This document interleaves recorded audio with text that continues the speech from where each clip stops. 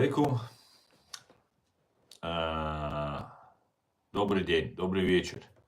Сегодня стрим на русском языке. Время 17 часов 1 минута 30 по Берлину, соответственно 19 часов 1 минута по городу Джохару. Сегодня 30 декабря 2024 года. С вами снова я, Аслан Арцуев. На канале в YouTube Reality и на канале в TikTok Аслан Арцуев. Так, нас хорошо видно, я так полагаю, чуть-чуть.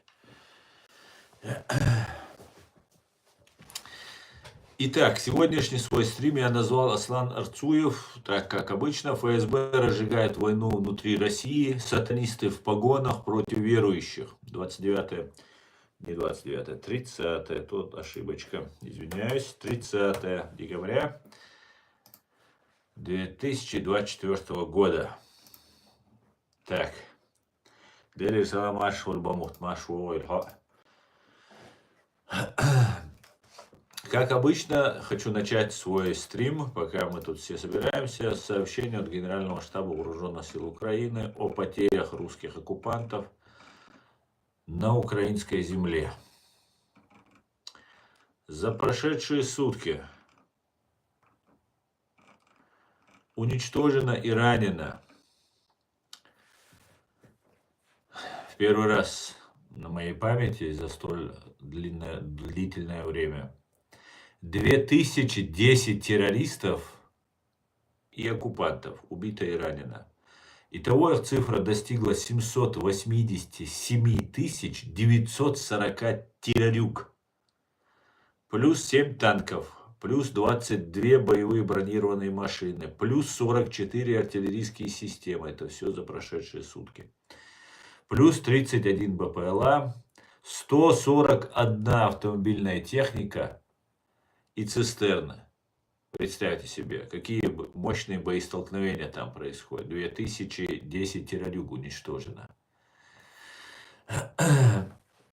Ну, что ж, с чем я вас всех поздравляю. К большому сожалению, хоть это горе, хоть это кровь, хоть это война, к большому сожалению, мы должны констатировать, что на территории фашистской России проживает очень много бандитов, террорюк и всех разных любителей денег за чужую кровь, за кровь человеческую.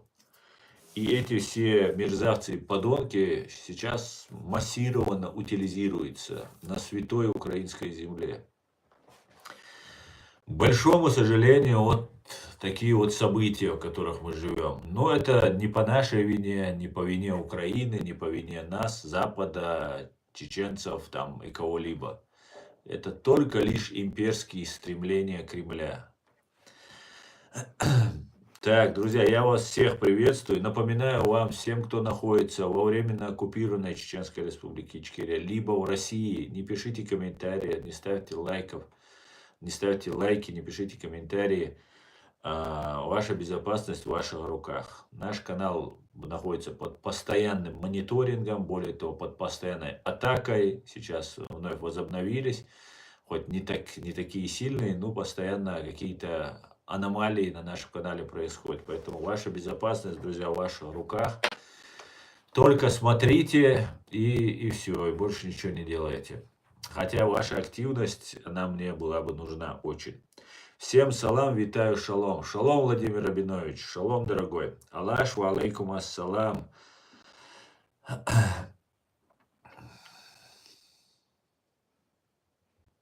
Асан, что-то часто стали взрывы заправки в Чечне, подозрительно. Да, была взорвана сегодня тоже заправка, скорее всего взорвана, потому что, такая характерная просто ситуация, когда горит и пристройка отдельно, и горит заправка, свидетельствует о том, что однозначно, не то чтобы однозначно, но скорее всего это не какой-нибудь там неумышленный поджог, там возгорание, а умышленное возгорание, умышленный поджог, возможно даже взрыв. Не знаю, почему это делается, может быть, в каких-то целях делается, может быть, реально кто-то поджигает, потому что это заправка Рамзана Кадырова, а мы знаем, что на Кавказе Россия, как сегодня наш стримы называется, разжигает войну, и сатанисты в погонах собираются выступить снова против верующих. Причем верующих будут радикализировать, причем радикальные элементы тоже найдутся. Причем найдутся свои штатные там пропагандисты, свои радикальные исламисты штатные, и потом уже будут всех остальных дальше пачкать, вербовать, дискредитировать. Ну, все как обычно, все как они умеют.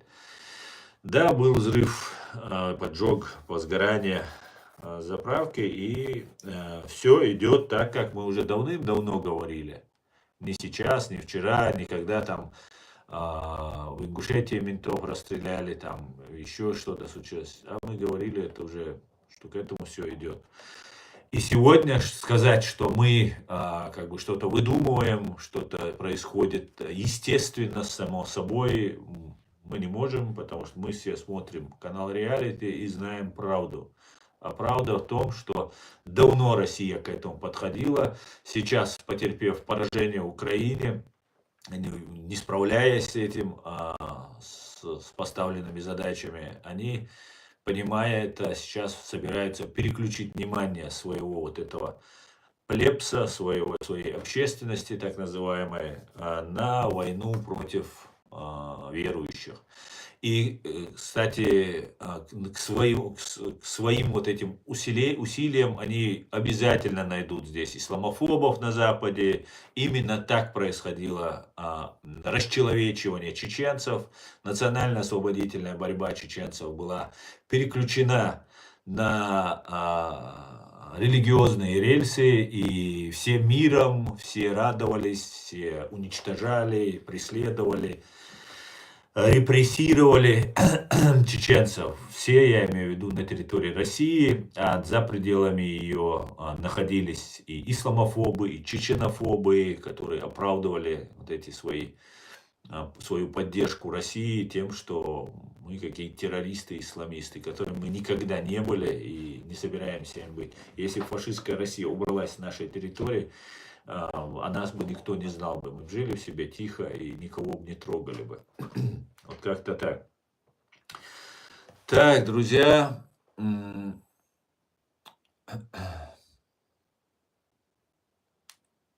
Что у нас тут?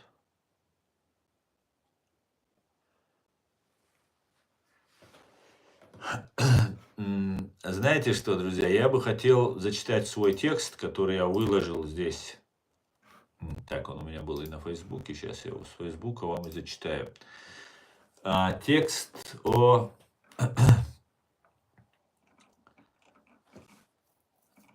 миссии ОБСЕ на Кавказе. Так, вот он. Данный текст я написал сегодня, точнее, закончил, написал я его пару дней назад, сегодня закончил. Это обращение к президенту Дональду Трампу, и, ну, все вы сейчас узнаете. Итак, обращение к президенту Дональду Трампу. Признание ошибок ОБСЕ в Чеченской республике Ичкерия как шаг к миру. Миссия ОБСЕ прибыла в Чечению в июне 1995 года для решения вопроса войны и мира между Чеченской республикой Ичкерия и имперской Россией. Это произошло после резонансного диверсионного похода отряда Шамиля Басаева в Буденновск, целью которого было добиться вывода российских войск из Чеченской республики Ичкерия и мирного урегулирования межгосударственных отношений между двумя странами. Переговоры между сторонами, проходившие при посредничестве ОБСЕ, завершились лишь первым раундом из запланированных 3 соглашением по блоку военных вопросов. Но российская сторона под надуманными предлогами заблокировала дальнейший процесс, несмотря на готовность чеченской стороны к продолжению диалога. Под протекцией Кремля Шамиля Басаева, командира добровольческого отряда, объявили террористом, но в преступлениях кремлевского режима по всему миру умолчали. в то время как этот режим, отправив войска в Чеченскую республику Ичкерия, убил более 100 тысяч мирных граждан. Необходимо особо подчеркнуть, что миссия ОБСЕ, представляющая 50 стран мира, сыграла важную роль в 1996 и в 1997 годах на территории Чеченской республики Ичкерия, активно содействуя проведению очередных выборов, которые состоялись 27 января 1997 года. Эти выборы власти прошли на высоком уровне демократичности и прозрачности. В результате были избраны президент Чеченской республики Ичкерия и депутаты парламента Чеченской республики Ичкерия. Весь процесс осуществлялся в полном соответствии с законами и конституцией чеченского государства, принятой 12 марта 1992 года. Миссия ОБСЕ, а также международные наблюдатели из более чем 100 стран мира признали выборы власти в Чеченской республике Ичкерия как свободные, справедливые и соответствующие международным стандартам. Все это подтвердило легитимность Чеченской республики Ичкерия, которая была основана по праву в результате развала СССР в 1991 году и на международной арене в соответствии с принципами международного права. Однако подписанные 30 июля 1995 года при содействии миссии ОБСЕ соглашение по блоку военных вопросов в Грозном, ныне город Джохар, и прошедшие выборы не сыграли для власти России той роли, что предопределено международным правом. С января 1997 года Россия установила тотальную блокаду территории Чеченской республики Ичкерия, что дало Кремлю возможность для временной передышки и подготовки массовых провокаций на территории чеченского государства. Это стало подготовительным этапом для начала новой агрессии России против Чеченской республики Ичкерия, которая началась 17 июля 1999 года. С еще большей яростью и безжалостностью усилились разрушения городов и других населенных пунктов, бесконечные убийства мирных жителей, репрессии и прочие преступления со стороны России. Чеченский народ заплатил катастрофическую цену за 2 войны. Около 300 тысяч жизней, что составляет 30% всего населения Чеченской республики Ичкерия, включая 42 тысячи детей. И по сей день он остается под жесточайшим гнетом оккупации. Россия протянула свои щупальцы и за рубеж, куда стали стекаться чеченские беженцы, спасая свои семьи от России, оккупировавшей их страну. Москва продолжала и здесь свою античеченскую политику. В этом контексте объявились и отдельные представители бывшей миссии ОБСЕ в Грозном, но на этот раз, увы, они оказались на стороне пособников имперской России вместе с ее чеченскими агентами влияния, действующими на Западе. Этим они омрачили свой вклад в миссию ОБСЕ в Чеченской республике Ичкерия, хотя их работа могла бы стать образцом успешного международного посредничества.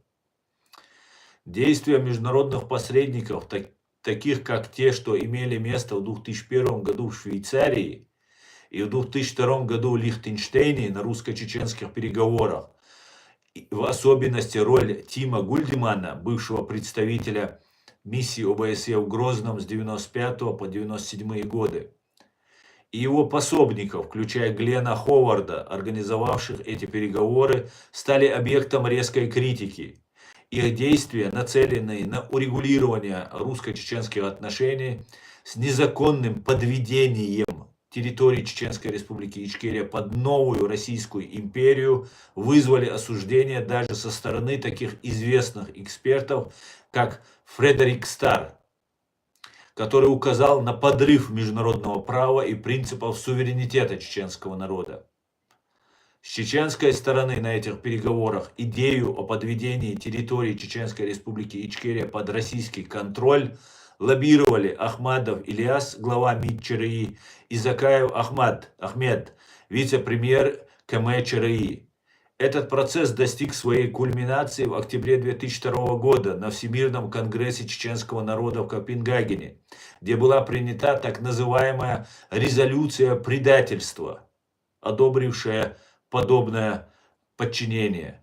Все ссылки на этот текст будут размещены под этим видео вместе с этим текстом. Задаваясь вопросом на YouTube-канале Reality, задаваясь вопросом, почему бывшие граждане Запада, некогда стоявшие в авангарде борьбы с Советским Союзом, сегодня превратились в соучастников чеченских агентов влияния нового имперского Кремля, представляя их интересы на международной арене против суверенного и независимого демократического чеченского государства, мы сталкиваемся с глубоким моральным и политическим парадоксом, который затмевает подлинные идеалы свободы и справедливости, сводя на нет многолетние усилия по утверждению демократических принципов и прав человека. С правовой точки зрения действия Тима Гульдемана, его сообщника Глена Ховарда и других представителей миссии ОБСЕ можно трактовать как соучастие в преступлении, совершенном в сотрудничестве с агентами влияния Кремля чеченского происхождения.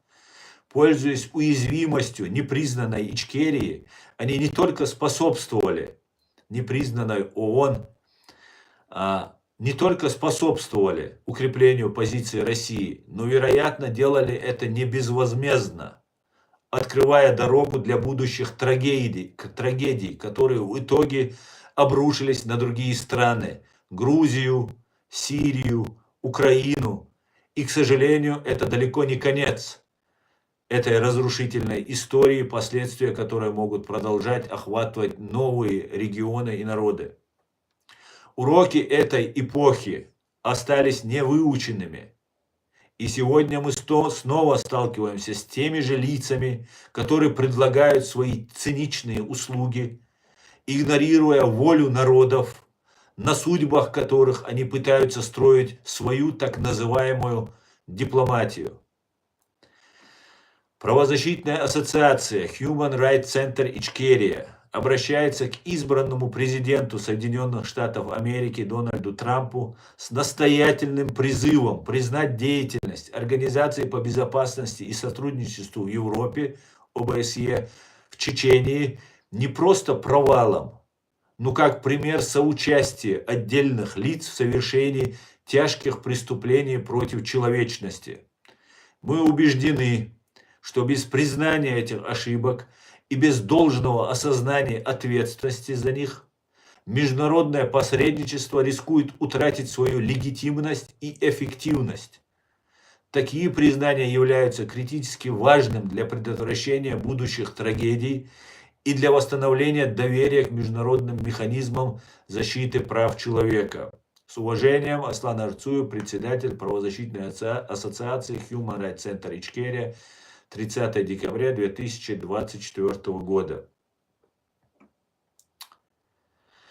Друзья, данный текст был мной написан с двоякими чувствами. Во-первых, я обращаюсь каждый день или через день, как получается, к мировой общественности. Я в первую очередь обращаюсь к Соединенным Штатам Америки.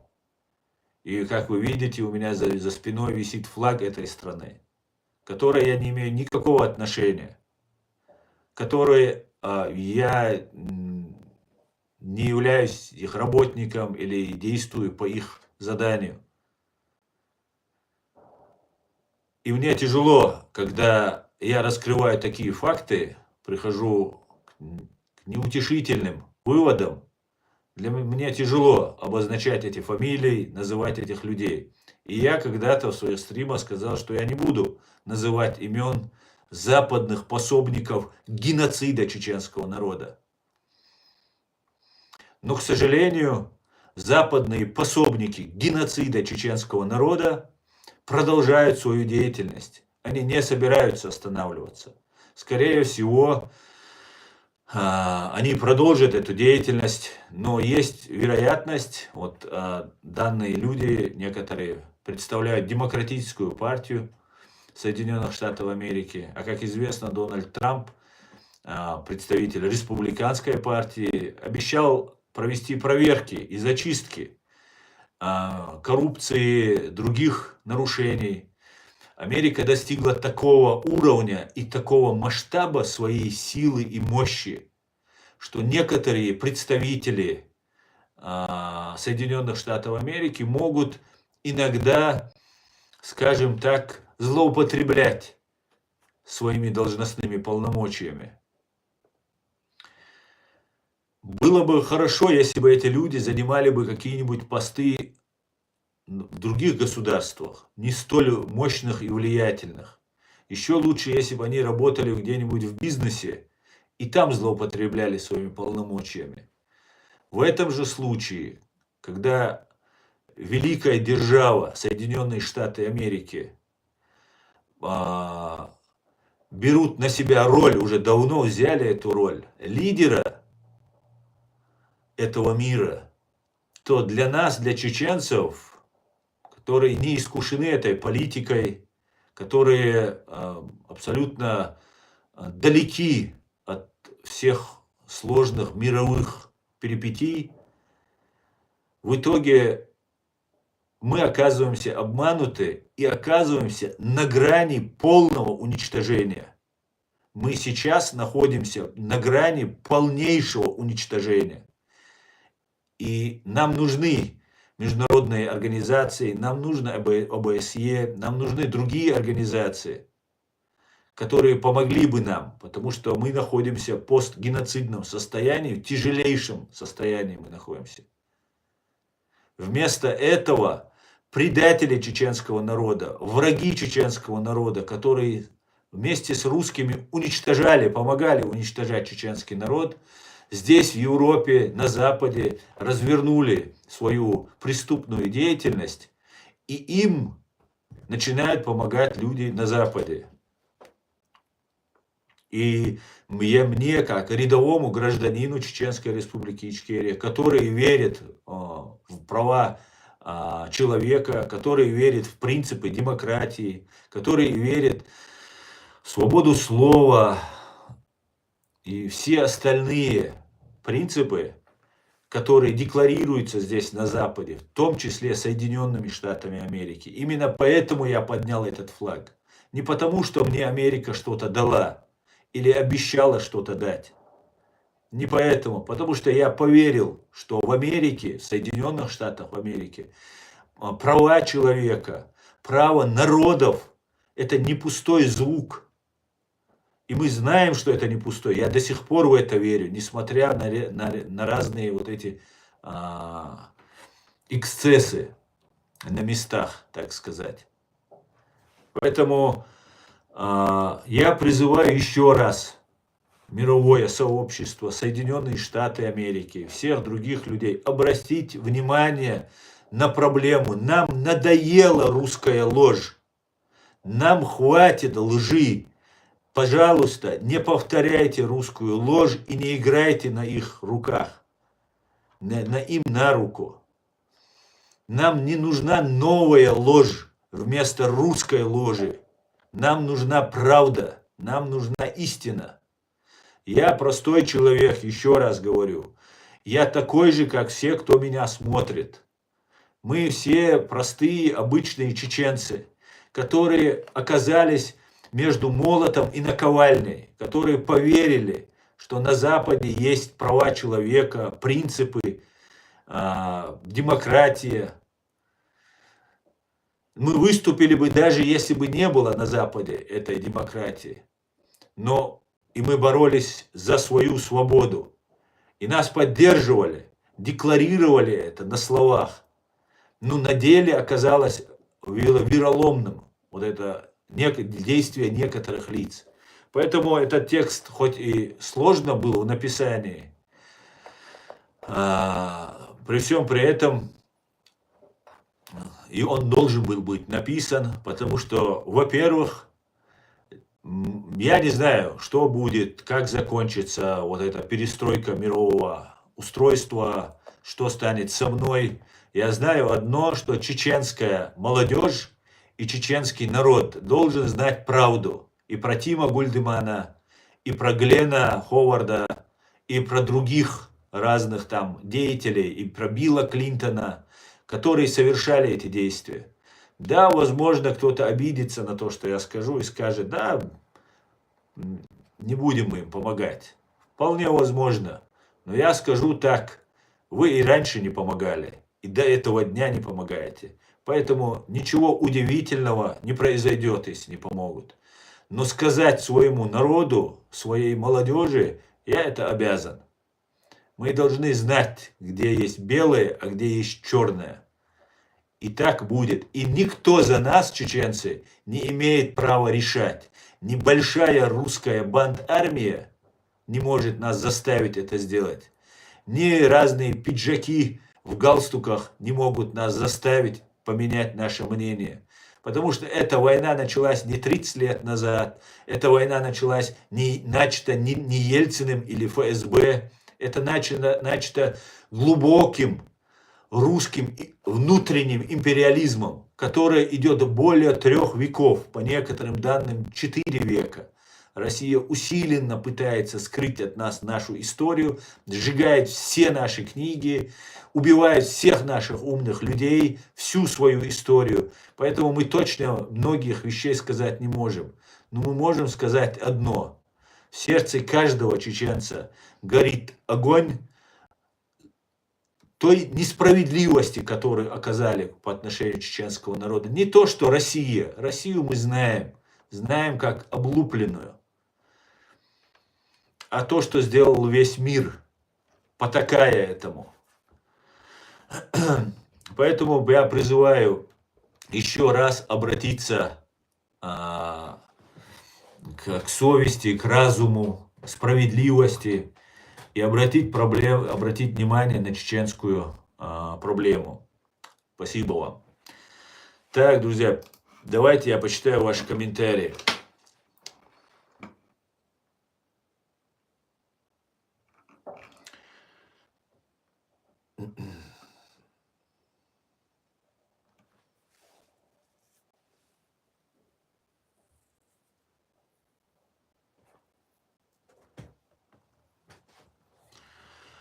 Асан, ты часто затрагиваешь тему о новом мировом порядке. Как ты считаешь, мир будет поделен на зоны? А может быть так, что они готовят передать управление над миром искусственному интеллекту?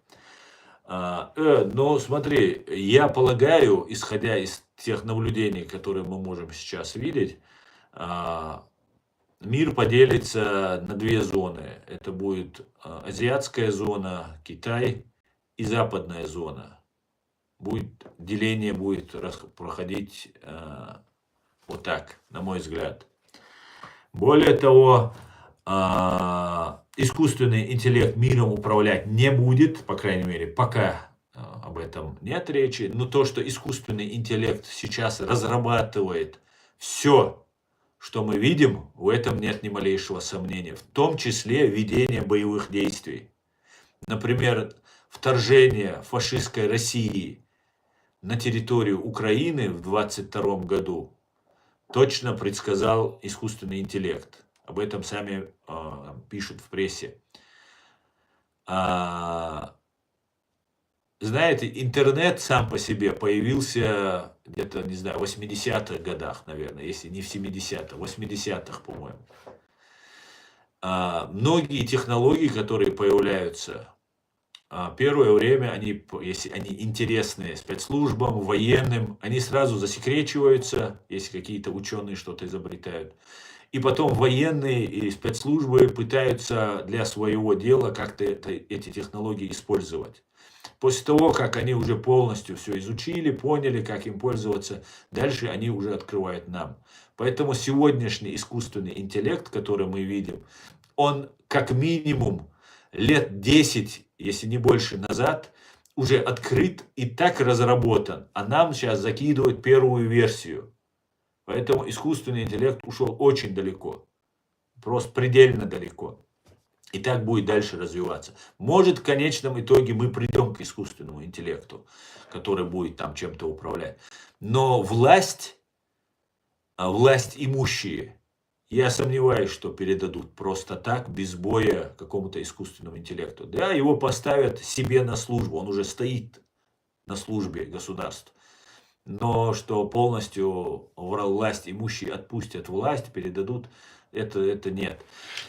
То, что будут электронные цифровые правительства, скорее всего, это будет. И мне кажется, это очень удобно. Мы будем точно знать, проголосовали ли мы. Ну, там много чего, конечно. И минусы там есть. И знаете, надо еще, чтобы общество контролировало власть. Будь это власть Соединенных Штатов Америки, будь это власть любой другой европейской страны, мы должны контролировать власть. Мы есть власть. Мы должны это не забывать. Мы, которые находились долгое время в Советском Союзе, потом оказались под снова российской оккупацией, не только чеченцы, да и другие народы тоже, мы привыкли, что народ ничего не решает. Но мы, чеченцы, знаем, что народ решает. И мы это неоднократно доказывали, своей власти доказывали, и врагам, и интервентам это доказывали. Поэтому мы должны не забывать, что мы есть власть, что мы можем влиять, мы можем выходить на митинги, мы можем заниматься давлением на власти, которые не захотят, например, делать то или иное что-то, что нам бы хотелось бы. Поэтому мы должны аккуратно подходить к этим электронным правительствам, цифровым новым правительствам, которые я не знаю, у меня только догадки, у меня нет никакой информации. Также, например, электронные деньги, например, биткоины уже там очень пользуются, разные они есть, там разные коины есть, которые пользуются спросом и так далее. И, вероятно, это тоже очень удобно, когда у тебя электронные деньги, когда ты можешь их снимать на флешку и там выводить их там, эти коды, чтобы в интернете они не находились. И так далее, и так далее. С другой стороны, везде у новых технологий есть и плохое, и хорошее, и все это должно притираться. Что-то, если настолько хорошо, что немножко плохо можно потерпеть, например, возьмем же тот же смартфон, которым мы пользуемся, это же разведывательное устройство самое настоящее. Но так как нам это удобно, мы отказываемся от возможности, скажем так, на личную частную жизнь, что задекларировано во всех конституциях в современном мире, что частная личная переписка, общение, частная личная жизнь, она неприкосновенна. Вот мы пользуемся и сами открываем доступ. Добровольно, да, можно. Вы можете поставить камеру у себя дома и показывать все, что творится у вас дома. Но ни одно государство, ни один полицейский, ни одни спецслужбы не могут сами прийти, поставить вам камеру в соответствии с законом. Поэтому вот эти вещи мы должны, конечно, быть к этому готовы, не бояться, что начинает нагнетать там, электронные деньги, это ужас. Электронные деньги существуют уже давно, несколько лет уже, лет 10 существует электрон, может быть больше, меньше, больше даже существуют эти разные биткоины и всякие коины. Поэтому ничего страшного в этом нет, но с другой стороны мы должны полагать, думать над тем, как сделать так, чтобы потом в один прекрасный день, если произойдут сбои, если просто нас государство захочет зажать, чтобы у нас не отобрали наши деньги. Об этом надо, конечно, тоже думать. Но такие вещи, которые мы должны быть готовы, не бояться перемен, не бояться технологий. Обычно всегда появляются люди, которые боятся новых технологий, новых каких-то изменений.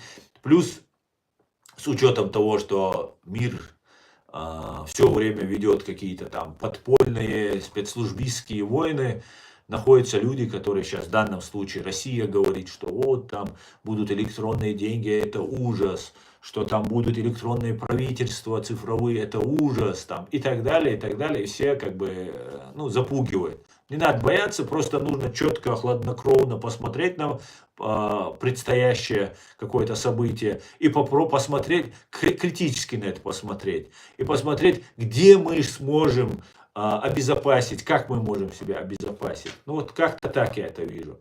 Друзья, спасибо. Эля, Абдурахман, спасибо, друзья. Давайте дальше к вашим комментариям.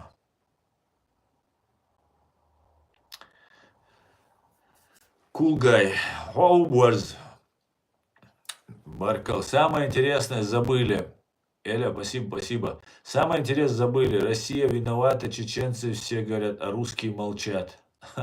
Да, это русские, конечно, есть, кто не молчит, но в основном, да, к большому сожалению, молчат.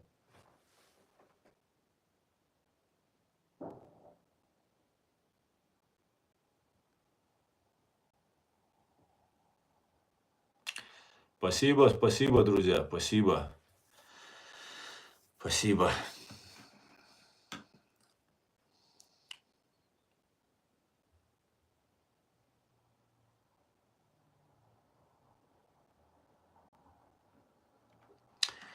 Президент Трамп, мы чеченцы, чеченский народ, вас просим признать Чеченскую республику Ичкерия. Говорит, чеченцы хотят жить свободно в Кавказском доме с Грузией и в союзе США. Совершенно верно.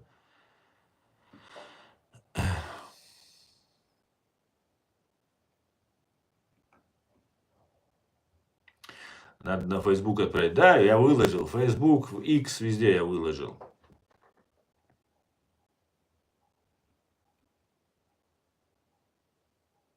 Знаете, это письмо, открытое письмо, которое сейчас я вам зачитал, оно имеет несколько адресатов.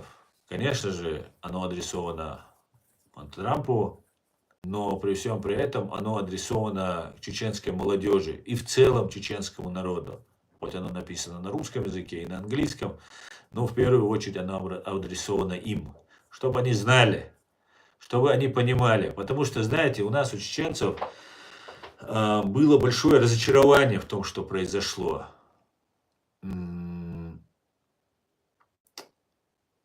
Чеченцы начали говорить, и этому есть основание, что весь мир уничтожал чеченцев вместе с Россией. И все чеченцы говорили, что Запад, Европа, они все с русскими заодно. Я в это не верил.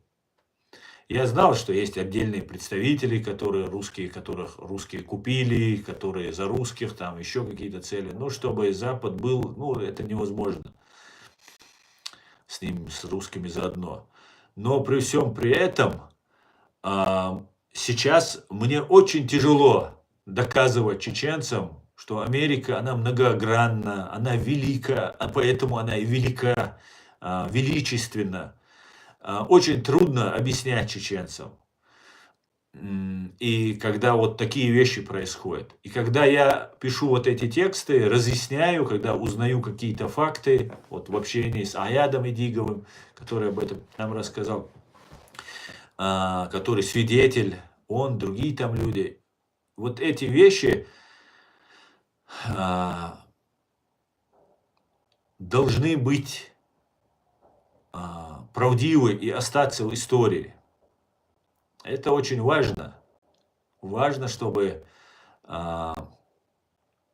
люди понимали, что мир многогранен, многообразен. И даже в Америке найдутся люди, которые являются, скажем так, законченными циниками. К большому сожалению. Как-то так. Поэтому чеченцы меня услышат. Большая часть моих информаций доходит именно до чеченцев, и это важно. Это важно. Важно знать.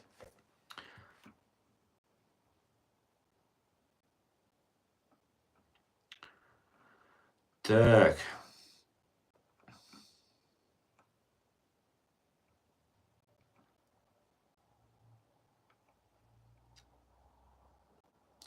Полностью поддерживаю. Так держать. Спасибо, Петр. Спасибо большое. Все антипутинские паблики, украинские паблики, как единым хором говорят, что азербайджанский самолет сбит ПВО Кадырова. Вот такая позиция в России. Да, совершенно верно, да, все об этом трубят. Кадыровское ПВО. Даже у Сотника я видел это. Ну, подхватывает просто, потому что все хотят сейчас переключить войну на чеченцев. Я вам это давно говорил, сейчас будет война сатанистов в погонах против верующих.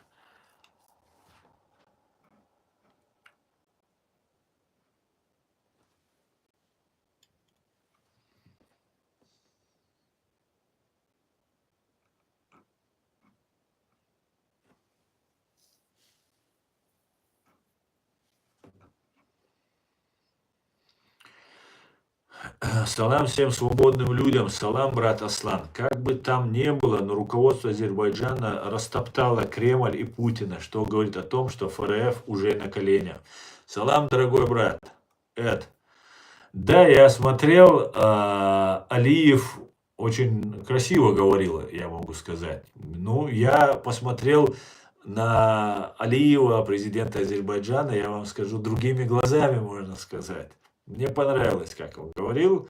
И они знают, что самолет был сбит умышленно, потому что если бы он не был сбит умышленно, вот всех вот этих телодвижений, которые они производили после крушения самолета в Актау, их бы не было. Извинения были бы сразу же, как мы понимаем.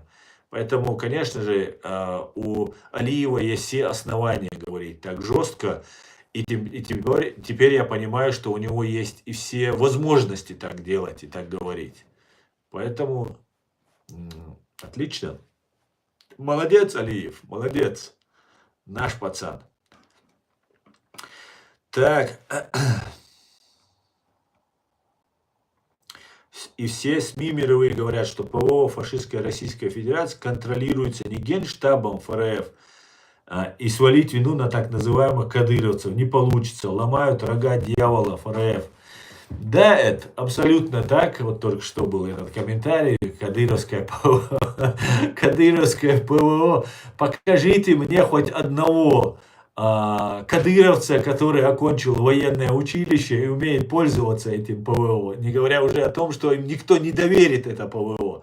На войне в Украине нет этого ПВО у кадыровцев. Это Росгвардия. У него максимум есть пулемет и гранатомет. Ну, может, миномет еще есть. Не может, а есть. Все, на этом все заканчивается. Максимум БТР у них может быть. Все. Это все максимум оружия. Вы о чем говорите? Ни танков, ни вертолетов, ни ПВО, ничего у Кадырова нет и никто ему не даст. Потому что он всего лишь гауляйтер. Зачем это все раздувают? Все об этом твердят. Все. Я просто удивлен. Так нагло просто. Вы что, попутали что ли? Ладно, россияне все говорят. Ну и другие подхватывают. Ну куда это годится? Но это хорошо, с другой стороны. Вот такую нелепицу, такую ахинею, извиняюсь, они говорят, это отлично. Пусть говорят, пусть выявляют себя. Все, кто говорит, что ПВО Кадырова, ну практически кроме Сотника, который тоже попал в эту струю, можно смело записывать в эти карманные, да, Так.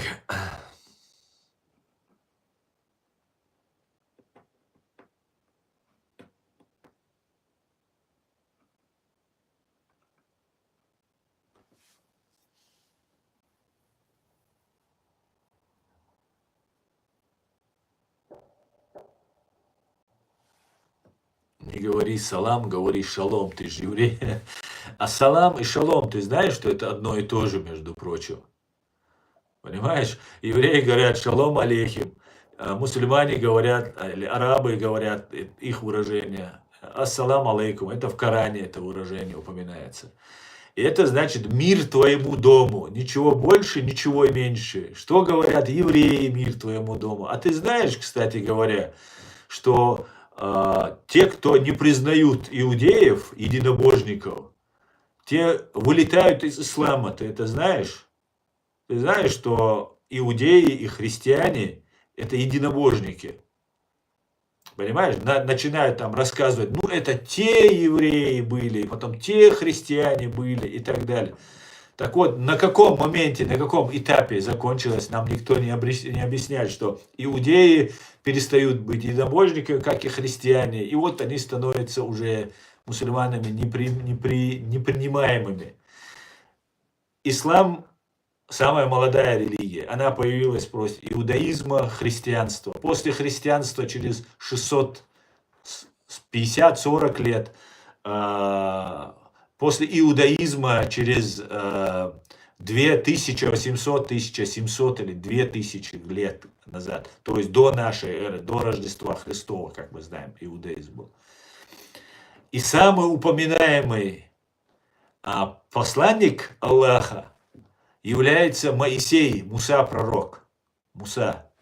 Понимаете? Самый упоминаемый пророк в Коране – это Муса, Моисей. И если мы признаем Коран, если мы признаем учение Мухаммада, мир ему и благословение, мы должны признавать все, что он говорил. А он очень уважал Моисея и очень хорошо о нем отзывался. И в Коране написано, что евреи – это сыны Израиля. Израиль – это нынешняя Палестина, земля, которая обозначается в Палестине, куда входит часть Иордании, Сирии и так далее. Я ничего не выдумываю. Вы легко можете проверить все, что я говорю. Слава Богу, вам евреи создали Google и чат GPT. Можете заходить и проверять всю эту информацию. Брать Коран, чтобы вас евреи не обманули. Брать Коран и сверять, что написано в Коране на русском языке, и проверять. Сыны Израиля, которым была дарована эта земля. Любой мусульманин, который отказывает евреев в праве на Израиль, на свою землю, отказывает тому, что написано в Коране. Вот я вам открою. Поэтому, как председатель правозащитной ассоциации Human Rights Center Ичкерия, я выношу фетву. Понятно вам? Фетва для всех правозащитников и любых людей доброй воли. Все, кто будет отказывать Израилю в праве на существование, евреям, Израилю на свое государство, 50 фофанов по лбу. Поняли? Это моя фетва, запомните. Ибн Хамзат, там, Ибн Аслан Арцуев делал. Это моя фетва, запомните ее раз и навсегда. В этом вы будете удивлены, дорогие мусульмане, дорогие чеченцы, когда вы начнете изучать этот вопрос. Я его немножко изучил. Вам не надо недели времени, чтобы разобраться в этом вопросе. Просто взять Коран, взять и погрузиться. Вот все вот эти толкователи, все там эти, погрузитесь в вопрос, изучите его. Говорят сионист. Сион – это гора. Смотрите, чеченцы, запомните, очень интересное наблюдение, как про слово «Бисмиллахи рахмани рахим», про «Ассалам алейкум», про поклонение золотому тельцу и так далее. Поклонение золотому тельцу произошло отдельной группой евреев, сынов Израиля, когда Моисей ушел молиться там на связь с Богом, и где он получил там первые записи, скрижали от Бога. Когда он через 30 дней вернулся, некоторые собрали, там один был, имя забыл его, как-то его звали, он собрался с женщин, со все золото, и сделали они тельца золотого, потому что им было холодно, хотя им Бог давал перепела, там все, там ману небесную, все равно им этого было недостаточно, они хотели еду, там, как было у них в Египте. И они начали молиться этому. И вернулся Моисей, Муса. Это я вам интерпретацию ислама рассказываю, что написано в Коране. Когда он вернулся, он разозлился очень сильно, уничтожил этот золотой телец, бросил его в воду и заставил пить этих людей эту воду, видимо, соленую воду. Понимаете? Он им наказание. Того, кто это организовал, он изгнал. За других он начал молиться Богу. А как известно, Бог милостливый и милосердный. И он пожалел тех, кто отступился, потому что они сами раскаялись. И все это, на этом эта история не заканчивается. Но нам рассказывают, что евреи Богом прокляты, потому что они поклонились золотому тельцу. Это интерпретация ислама. Но дело в том, что речь идет не о евреях, как об этносе. Это аллегория. Идет пример для всех нас, для всех верующих людей. Не поклоняйтесь идолам, не поклоняйтесь финансам, денежным знакам. Вот о чем идет речь. Не о евреях идет речь, о всех идет речь. Чеченец, поклоняющийся золотому тельцу, деньгам, материальному, он точно так же отказывается от Бога. Вот о чем речь. Но самое главное, вот эти все интерпретаторы упускают тот момент, что все, кто раскаялся, а их было большинство, кто раскаялся, за редким там исключением, все они вместе с тем же Моисеем, с тем же евреем, с тем же сыном, самый упоминаемый пророк в Коране, еще раз напоминаю, это Моисей. И что этот Моисей тоже был евреем. В этот момент не забывайте на минутку. Также не все поклонились идолу. Это тоже не стоит забывать. И как те, кто поклонились, попросили покаяния, прощения у Бога, Он их простил. И нас простит Бог, если мы ошибемся, оступимся. И так всегда бывает. Бог прощающий, Он милостливый. И самое главное, эти люди вместе с Моисеем, который 130 раз упоминается в Коране, продолжили путь к священной земле, которую им даровал Бог. Палестине, Израилю. Сыны Израиля вернулись на свою землю.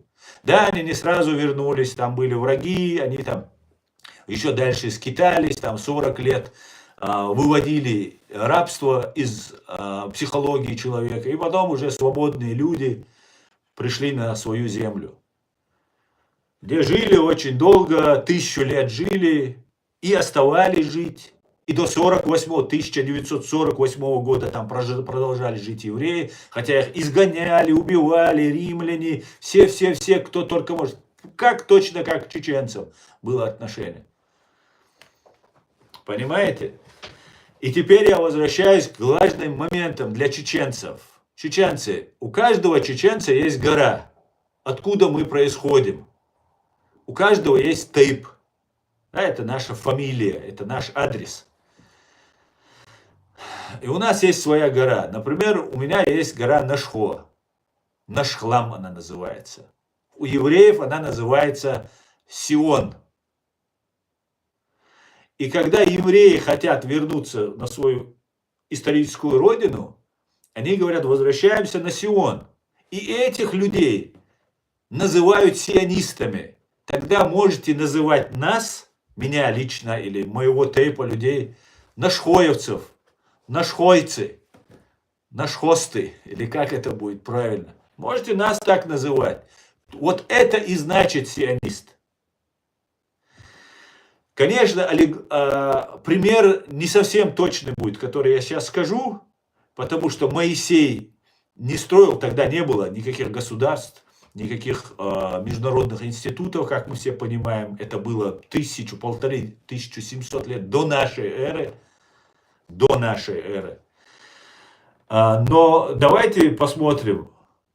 Если же убрать религиозную, духовную составляющую из того, что сделал Моисей, и что сегодня делают евреи, зазывая всех в Израиль, своих сограждан, это в принципе одно и то же. Понимаете?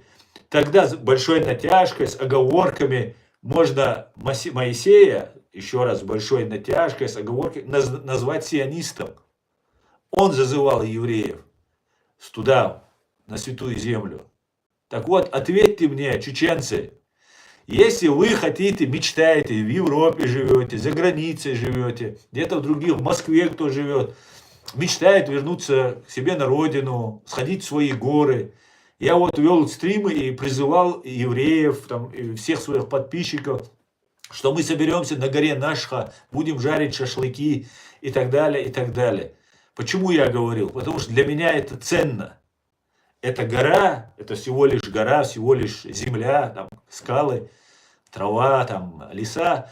Ну, это родное для меня, как Сион для евреев. И мы, чеченцы, это должны понять.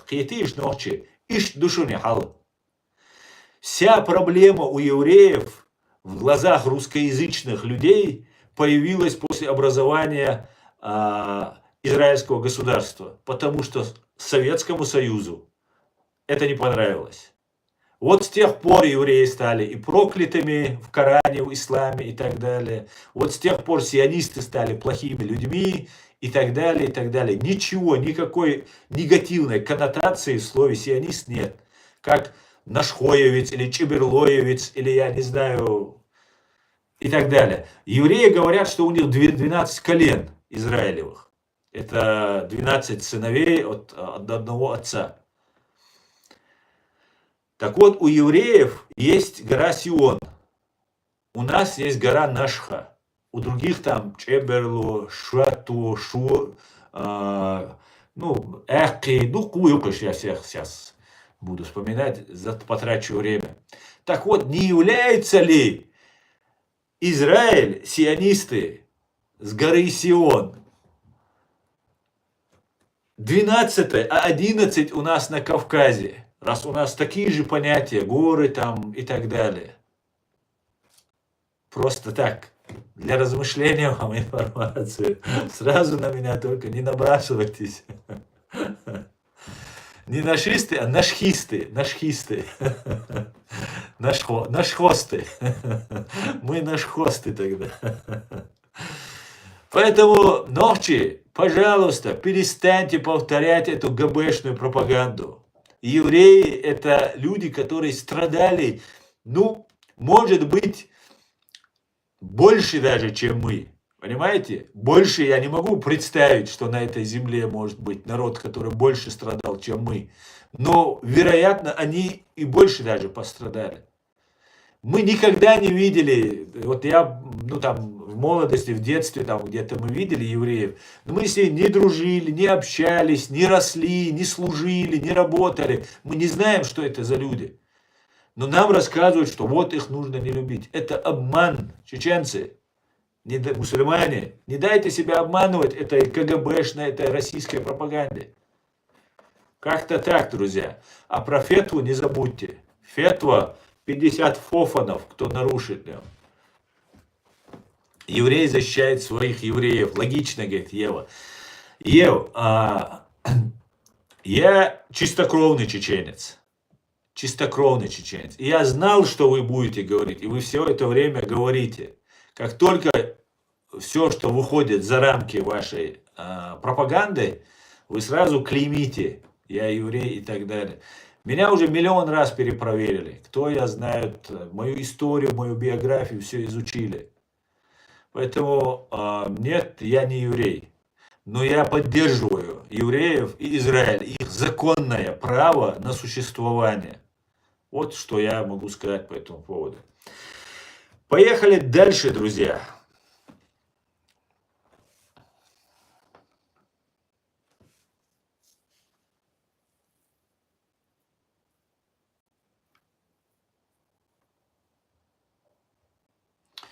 Особенно в ТикТоке появились молодые чеченцы, проповедники, которые рассказывают, как нужно строить шариат, и малейшие отступники от веры, по их мнению, они называют кафирами, и так далее, спецслужбы работают.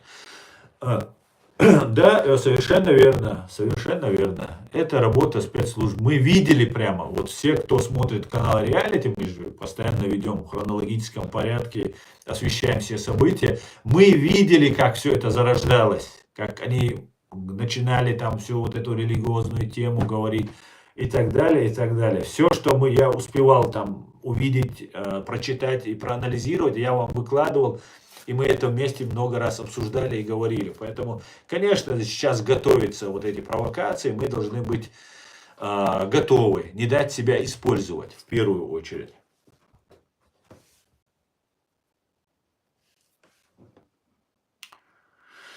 Так, ассаламу алейкум. Ва алейкум салам. Аллах Казахстан. Ассаламу алейкум, брат. Эти забыли о Холокосте. Войны стопра. Так, не поняла. Евреи не Богом избраны. Евреи даже народ этнический. Так, это что? Давайте почитаем здесь немножко комментарии. Сегодня евреи показали, научили уважать себя. Все правильно делает Израиль. Ам Израиль хай. Абсолютно. Абсолютно. Как сказала, например, министр Израиля, лучше получать ноты протеста, чем телеграммы соболезнования. Очень гениально, очень верно сказано. Евреи сейчас уже люди, с которыми будут считаться. И вся эта ненависть, вся эта зависть, она им, знаете, и они не могут понять, ну, не все, конечно, некоторые пребывают в пропаганде, а так вот эти сильные мира сего, кто пропаганду эту направляет, они хотели бы снова сжигать чеченцев в печах, евреев в печах. Вот сейчас русские готовят, снова нам готовят ужас печи на территории Чеченской Республики Ичкерия. Но дай бог, у них ничего не получится. Точно так же с евреями больше не получится. Все, приехали, закончилась лафа. Теперь придется получать обратку.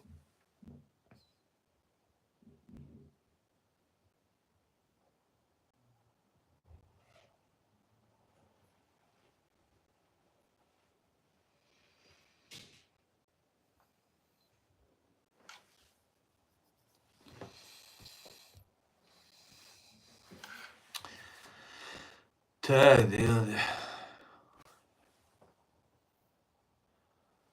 да, Гольда Майер все правильно говорила. Террор нужно уничтожать, никаких поблажек. Совершенно верно.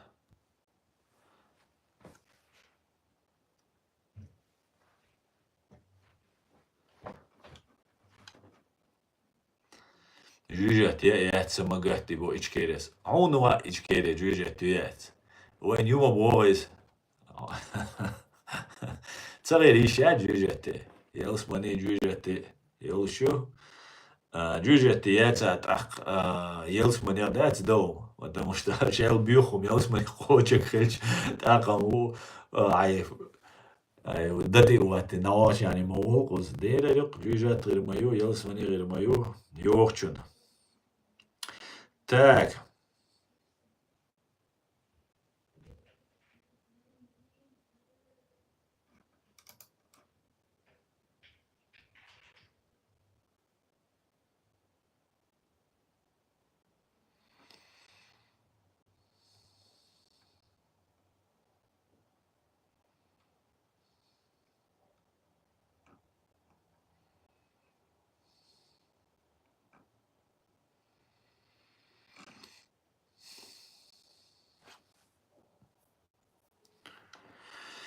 Так, смотрите, я вам фетву вынес. Только попробуйте ее нарушить. Мне тут писать не надо. Я вам вынес фетву, да.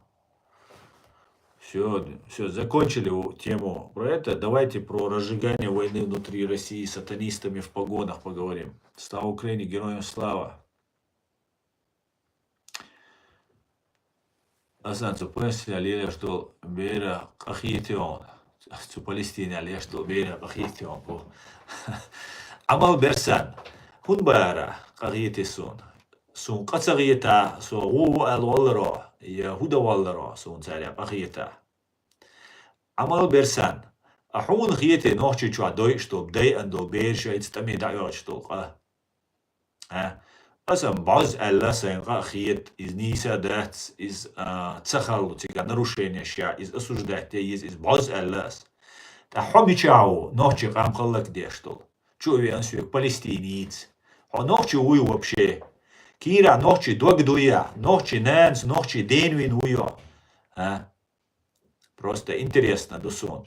Палестина, мюйца, ногчи бюча, мичао, она просто интересно, чудовый, да, чего бусал нахули, чего ахиет мейдол, шадеш дол, швахошу, меча душу, сунам мацагошу, меча душу, защитники ислама, мусульман и так далее, ногчи бусал бац, ногчи ацахиетшун.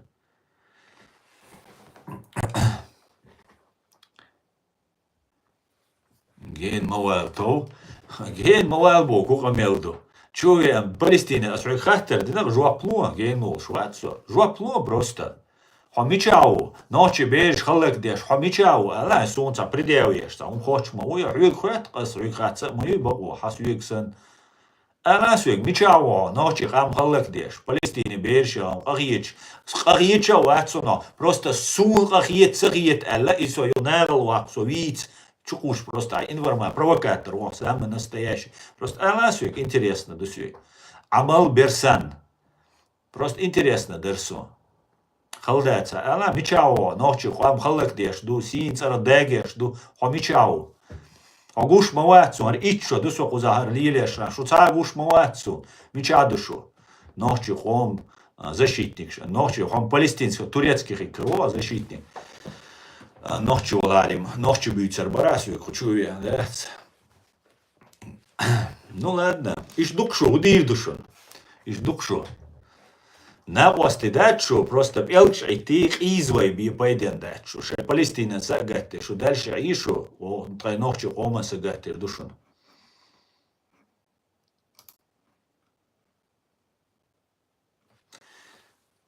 Ладно, хамнини, о. Хай Турцин сагатнien. Шай Турцин, наверное, сагатеш, да риш. Так, где ты был, когда война была? Сундик, интересно, моего брата, живем за, когда вы убежали за границу, говорит Роза Талхигова. Дайла Роз, худиас, хавеши цянису, давали твизарес, так рейс хидериосу. Хаваш цар, давали нахель, хотян дюхали алцаиз. سوتسان دو حال تعديش حوين والوشخ طبعا شيري قايق شوك سوتسان حسو يكشوي حوين والوش سومي تشاور بوا حو بلبر سومي تشاور سو هين سوديا شو حاجاته حتى وش تسوينا عم بعد انجليزا يوين يعني اخو شو ايش يزي يتر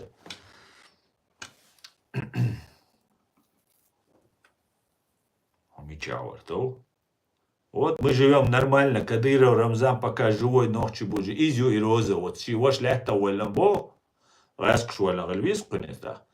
Ахинз Рамзан Кадыров ех шуэр, арши ваш дау яхкан, и дальше ех шу. Вот и все, вот сразу же ответила на свой же вопрос.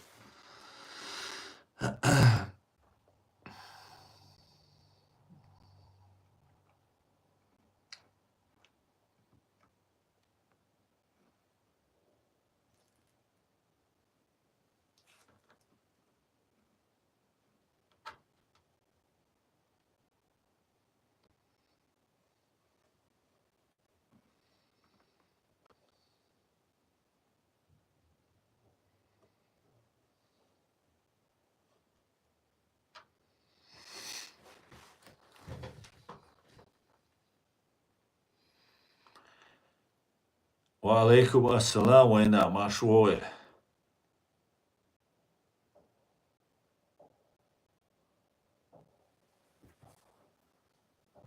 Только лучшие из народов не покоряются врагу. Цавойт, он би масярово. Шунляр, он бойль. Вы бы хотели бы, чтобы у нас на Кавказе была война. Но чеченский народ не будет принимать в вашей вот этой авантюре участие. Мы немножко уже опытные, как говорится, сами с усами.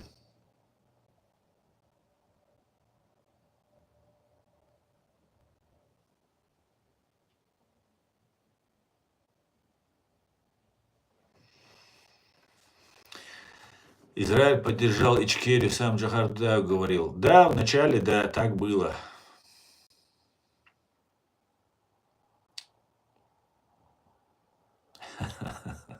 На русском говори, или я тебя сейчас побрею. Николай, Хорошо, я буду говорить на русском, но только одно условие. Ты брить не надо, подстричь мог бы ты меня? Операция «Во всем виноват Кадыров» в разгаре, да, Т-800, да, конкретно. Но он сам выбрал эту роль, сам, к большому сожалению, он сам выбрал эту роль.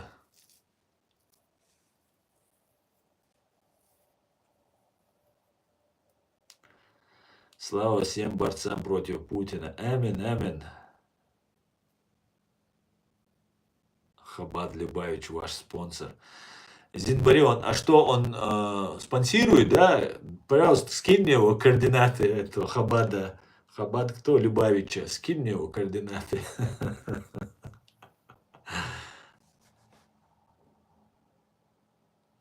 Азан, ты все правильно говоришь, только не переживай потом за свою речь. Ты все что-то говоришь и понимаешь. Да я не переживаю вообще-то.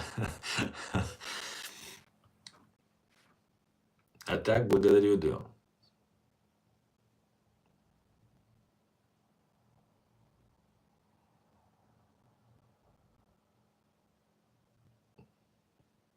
Так.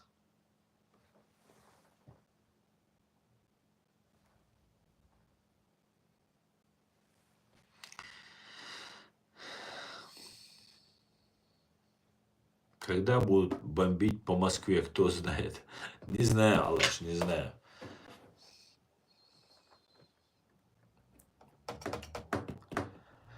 Так,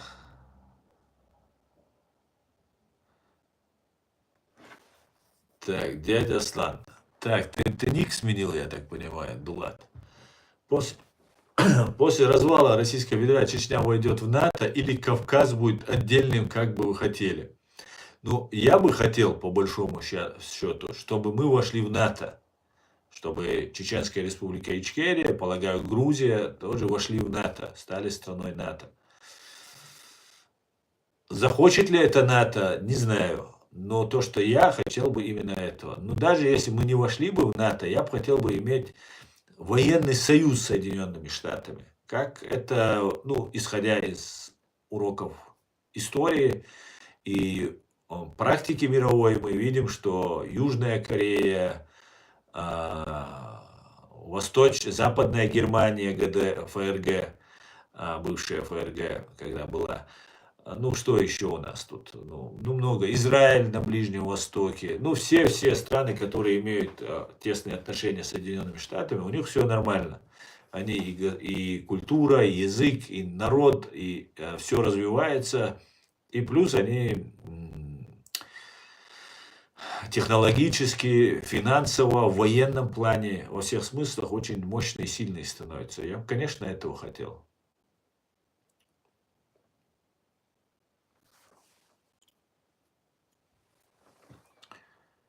Так, провокатор, одного твой. Особенно.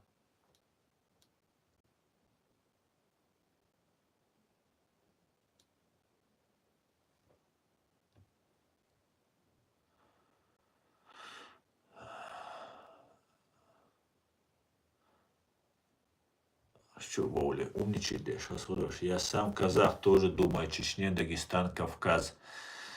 Ясно.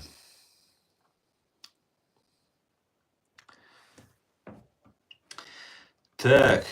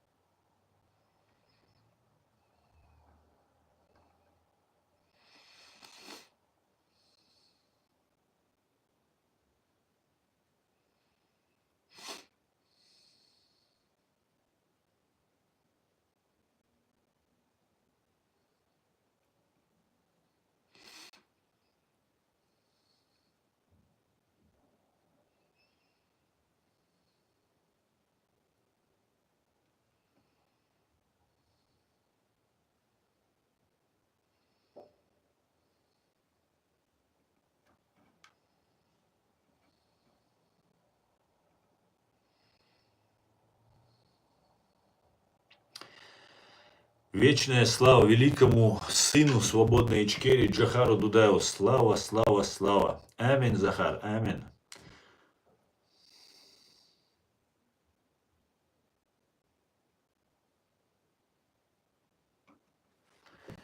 Алейкум салам, аминь.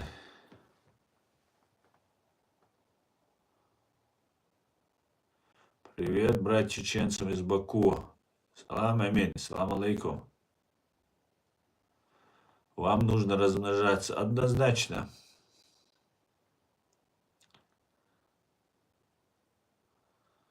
Элси, вот ты здесь пишешь, а что ты, Элси, Ахмад сбила куду? Ты пособник, да, вот этой пропагандой, что все на Кадырова надо свалить. Ты из ГРУ, скажи мне, или же сочувствующих ГРУ? Откуда у Кадырова ПВО? Почему не ФСБ сбила, ты пишешь, а Ахмад сбила пишешь? А? Прикол. Приколяться, оце пропаганда. Дивіться, аж мадуй. Приколяться, овески пропаганда повторяти. Що? Прикол, що ти надель дух конюр. Как относишься к тому, что дагестанцы, да и как раз в целом пророссийские? А ты?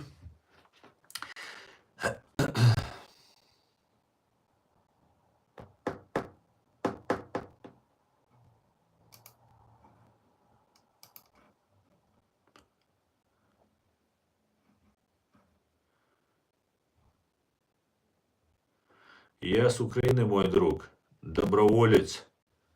Мой друг, доброволец, погиб в первой чеченской. Захар, выражаю искренние соболезнования вашему другу. Пожалуйста, только не говорите чеченская. Это русско-чеченская война была. Чеченская это как будто это гражданская война, это нарратив империи. Я выражаю искренние соболезнования родным и близким вам за гибель вашего друга, по поводу гибели вашего друга.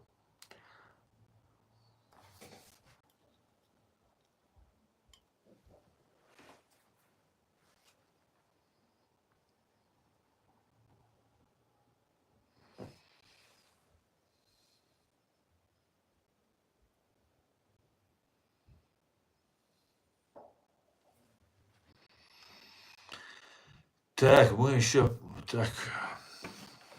не 1,5 часа. Так. Давайте поговорим на нашей основной теме, которая касается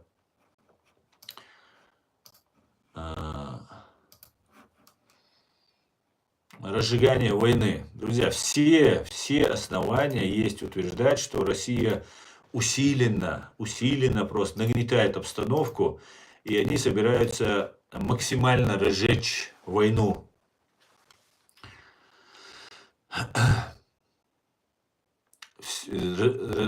Собираются разжечь колоссальную большую войну. Идет заигрывание с радикальными элементами. Ну, короче говоря, вся ситуация похожа на то, что будет большая буча. Все ждут 20 января, когда президент Дональд Трамп вступит в свои полномочия после инаугурации. И мы должны быть к этому событию тоже готовы. Потому что Россия готовит большие провокации.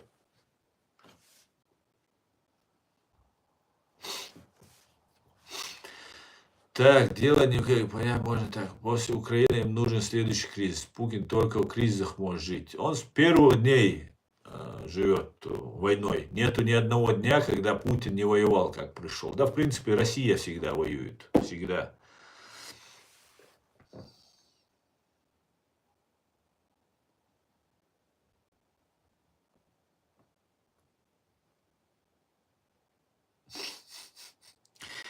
Ладно.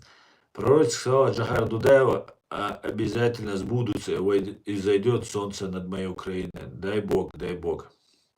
Ассаламу алейкум. Я думаю, что из-за твоих правдивых слов все чеченцы объединятся. Пусть Всевышний нам поможет. Амин, амин, амин. Алейкум ассалам, ассалам. Хаи царёвик, да? Так,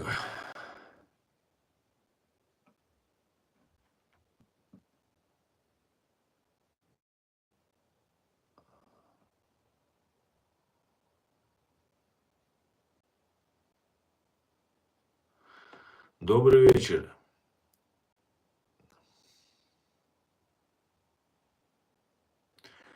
Добрый вечер. На меня обижаются ребята из Чечни, когда я говорю чеченец. Мне отвечают, что я ночь и страна моя Ичкерия. Что вы по этому поводу скажете?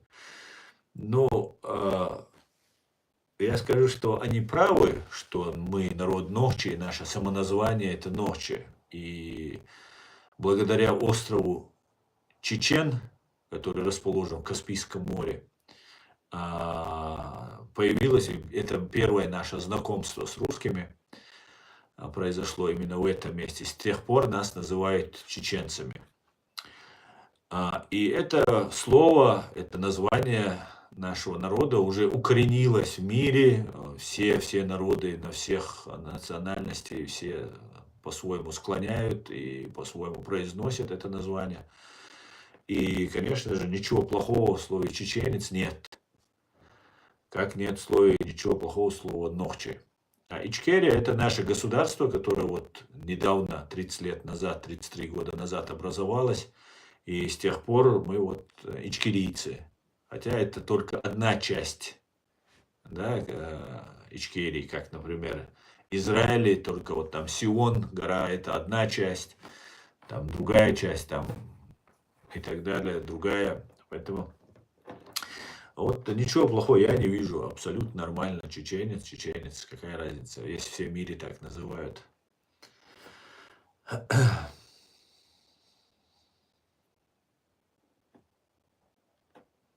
Тебя обещали побрить, если ты будешь говорить не по-русски. Да, бороду хотел мне побрить, если я буду говорить не по-русски. Поэтому я буду говорить по-русски, но он еще, может быть, меня подстрижет. Не надо меня полностью брить, подстричь достаточно. Все, кто есть на земле, смуту войны, братовы, будут прокляты и убиты. Аминь, Ирина, аминь. Благодарю вас за ответ. Пожалуйста, Владимир. Идет война добра и зла. Путин, сатана, шайтан. И каждому надо задуматься, на чьей он стороне. Да, совершенно верно.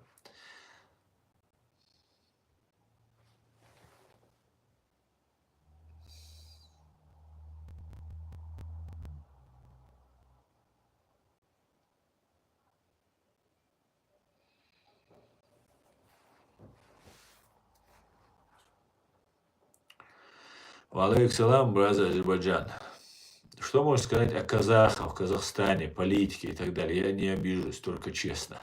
Дулат, я особо ничего не могу так сказать. Ну, плохого я ничего не знаю, чтобы сказать. А хорошего я просто мало знаю о казахах, о Казахстане, нынешнем Казахстане. Я знаю, что мой отец там родился, и все его ровесники там родились до 58 года, 57 года, кто там находился. И ничего плохого от своего отца, от других взрослых наших я не слышал про казахов.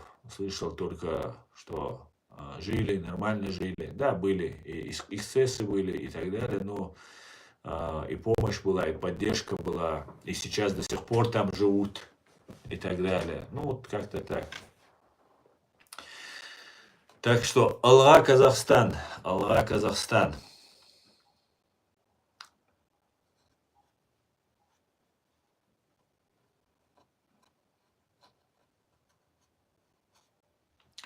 Ничего страшного, Тимур, все нормально.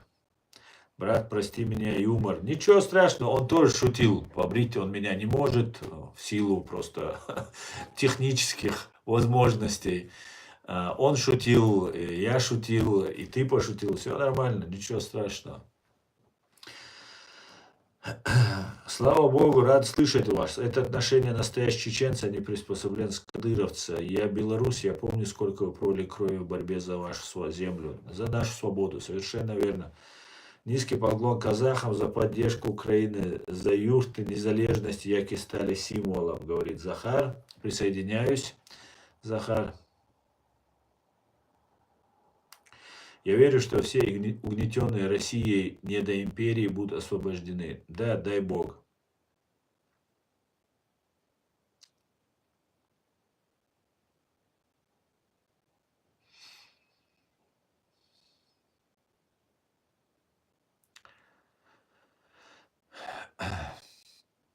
Спасибо вам. Не за что, Влад, не за что.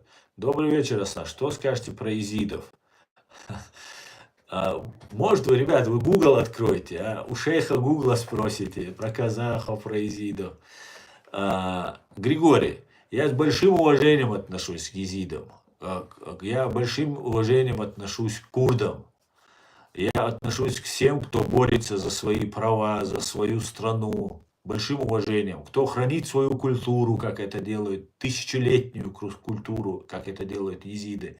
И так далее, и так далее. Поэтому все детали там про казахов, про езидов, к большому сожалению, я всех деталей не знаю, но в целом по общению, по соприкосновению с разными культурами, народами, людьми, я вот узнаю информацию какую-то, вот на этом делаю, ну и может кто-то где-то читаю, делаю из этого анализ. Поэтому большим уважением отношусь ко всем народам, ко всем религиям, ко всем расам, ко всем людям, кроме русских имперцев. Так.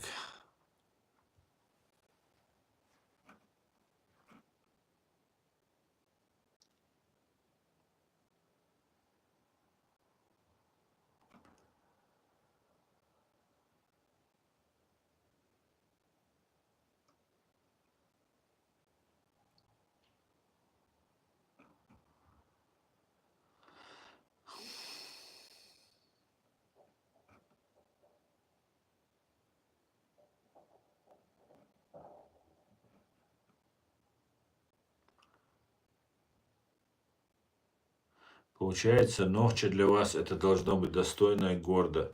Ну, Нохча это название, самоназвание. Мы себя именуем, вот смотрите, вот только мы, да, немножко я вам скажу такую вещь. Только мы имеем название в своем самоназвании своей национальности Нох, а Нох, как известно, это Ной. Понимаете, некоторые говорят, что мы там потомки Ноев, там третье, десятое. Мы этого не говорим, я это не утверждаю. Я знаю, что у нас до сих пор есть имя Ноха, Ноха, Ноха, Ноха, и что мы имеем название Нохчи. Чи – это множественное число, добавляется, Ноевцы, например, если так. Поэтому у нас очень древняя история. И русские ее от нас скрывают. У них в архивах все лежит там у себя в КГБ где-то там засекречено. Огромное количество уничтожено. Мы свою историю узнаем у наших соседей, у грузин, у других там народов, которые, ну и у нас возможностей не так много. Хотя наши историки работают над этим, много чего мы уже восстановили, восстанавливаем. Конечно, что-то утеряно безвозвратно.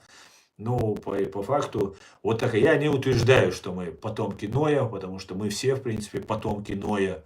Потому что после того, как произошел всемирный потоп, если верить вот этому рассказу о всемирном потопе, то все другие люди были уничтожены. Ну, вероятно, уничтожены. Может, на других горах тоже остались кто-то.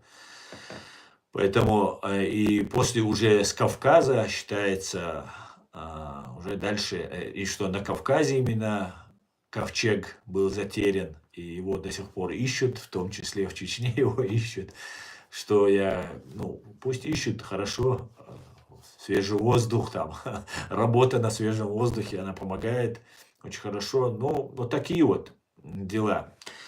Поэтому как-то так. История древнейшая, очень древняя. И от нас ее пытаются скрыть. И как не любят евреев за их способности, за их выживаемость, за их ум, точно так же нас не любят за нашу способность, выживаемость и наш ум. Но ничего, да. Все будет Ичкерия.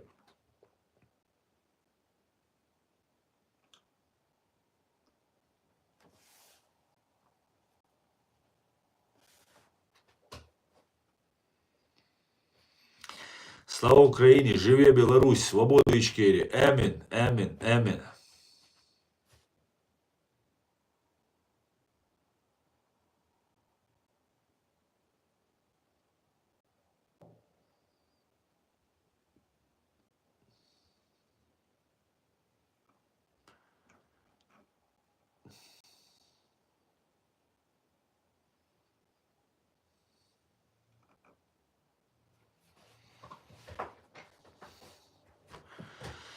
Добровской Дима, вы правы, самый древний народ. Не знаю, Добровской, насколько мы самые древние, но то, что мы древние, да, это и язык наш говорит. У нас язык состоит из 3-4 букв в основном. В основном все наши слова не больше там 3-4 букв. Есть и 5, и 6 букв, и 7 букв, но в основном это вот основная масса 3-4 буквы состоит. Это говорит о том, что язык зарождался из пустоты, не из других языков формировался дополнительно, объединяя два слова и так далее. Плюс еще древность языка говорит о том, что означают слова. У нас, например, есть слова, которые обозначают, ну, они 3 буквы, 4 буквы, как я сказал, и они обозначают, причем несколько значений. От интонации произносимых слова, произносимого, в контексте, в котором произносится это слово. И одно слово может иметь 3, 4, 5 значений. И иметь значение вот конкретно. Например, дверь у нас ня. Ня – это шкура от этого, как его, коровы, быка, там, животного, вот этого крупнорогатого. Это называется ня. А как мы знаем, раньше дверей не было. Это, говорит, очень древнее слово получается. Когда не было дверей, а были шкуры вешали в пещере или на хижине и так далее. Поэтому много таких примеров, которые можно, специалист лучше меня это все расскажет, кто я так немного интересовался и отмечал для себя вот эти разные такие вещи, которые подтверждают, что мы очень древний народ. И знаете, мне кажется, мы, чеченцы, на этой земле несем особую миссию, свою миссию. Каждый народ несет свою миссию, но мы несем свою особую миссию. И на каждом уголке земли есть такие народы, которые там хранят свои древние ценности, культурные, исторические, национальные. И для нас это очень важно. И русские, россияне, эти русские империалисты, да, я имею в виду русские, когда я говорю, всегда политические русские, то есть имперцев я имею в виду, а не всех русских, этнических, любых там подряд, я не имею в виду. Вот они пытаются истребить в нас это, уничтожить в нас это. И у них не получается. Вот все они сделали. Вот от уничтожения всех книг, уничтожения массового, несколько попыток полного уничтожения чеченского народа. Депортаций было 3 или 4 у нас. Просто с нашей земли нас всех выгоняли, выселяли, там, уничтожали и так далее.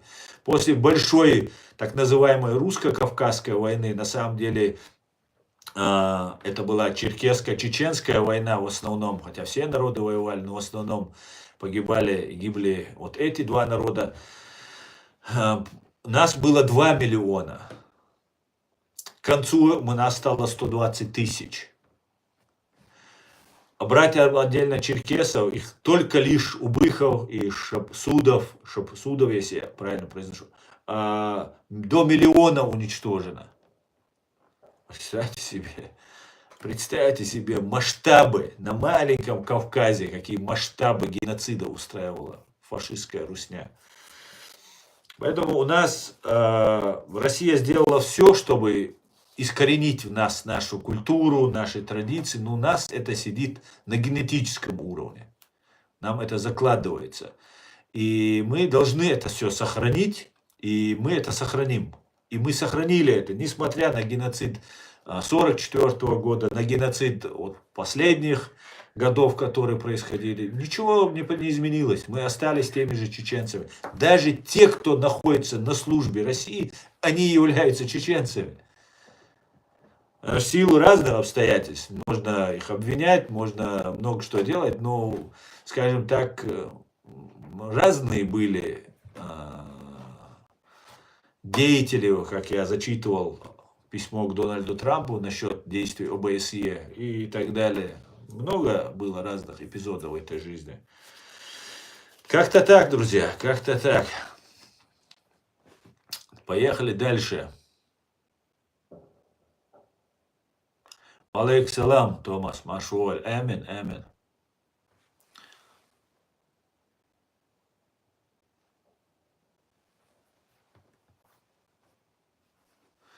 Евреи тоже говорят, что они избранные Мессия и так далее. Как же так, как и вы? Ну, я не знаю, избраны мы как евреи или нет. Ни в Коране, ни в Библии про нас не говорится ничего. Но я могу сказать, что не может другого быть объяснения, почему мы так держимся сильно за нашу культуру, за наш язык, за наши традиции, несмотря ни на что. Вот вновь и вновь, даже вот коммунисты нас и уничтожали религию, уничтожали основу вообще нашу культуры, бытия, и все равно ничего не удалось. Практически обрусевшие чеченцы вот так сразу опять стали чеченцами. Сразу быстро вспомнили все свои корни. Все как будто все знали. Просто была спячка такая. Такой легкий летаргический сон. И раз проснулись, сказали, да, вышли и сразились так, что империя была потрясена нашим сопротивлением. Это практически советские граждане были, выросшие советские. Хотя мы, конечно, знаете, вот еще тоже очень важно, я отдельно, может, видео по этому поводу сделаю, чтобы до всех дошло, по поводу вот советской вот этой системы. Мы ненавидели советскую систему. Мы ненавидели эту оккупацию, мы ненавидели за то, что они нас депортировали, за то, что они нас уничтожали. Мы всеми фибрами души ненавидели Советский Союз и вот эту коммунистическую систему. Да, мы служили в этой системе, работали, развивались, нам нужно было как-то выживать. Все так жили, все, деваться некуда было. Мир был поделен на две части, и мы оказались в плохой части этого мира, к большому сожалению.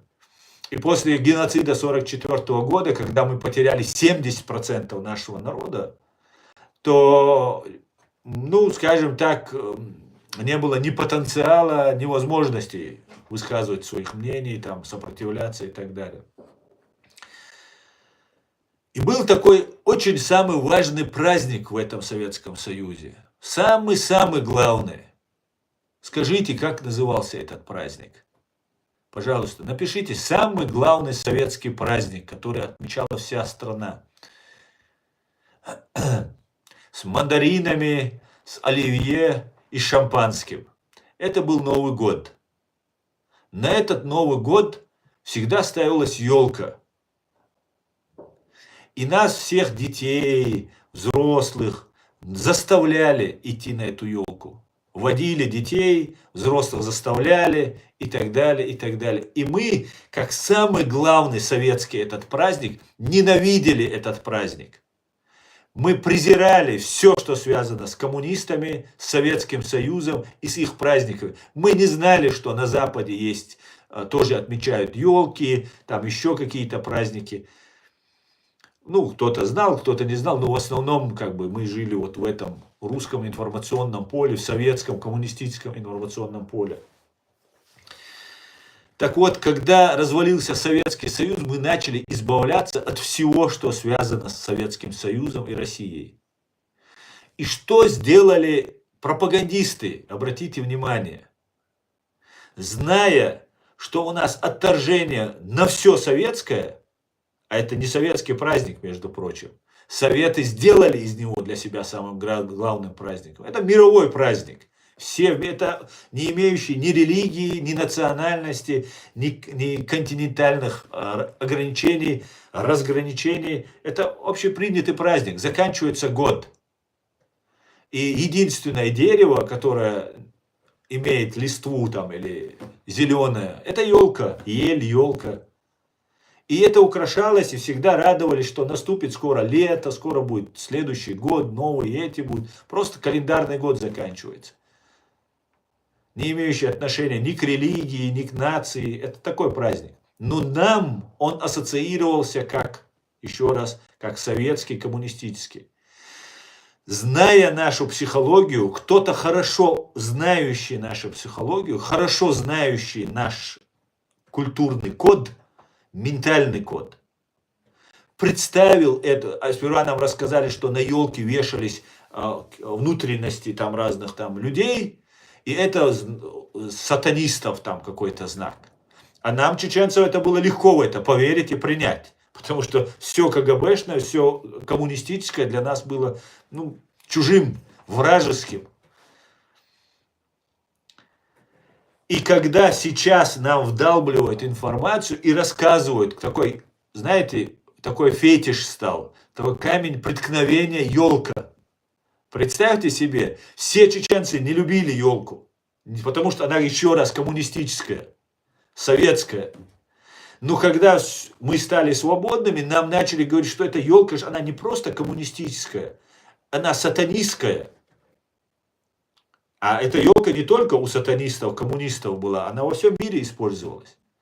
И нам внушили, что вот это такой ужас, что это самый ужас. С религиозной точки зрения нам пропагандисты объясняли, что это поклонение идолу. Представьте себе, глупость.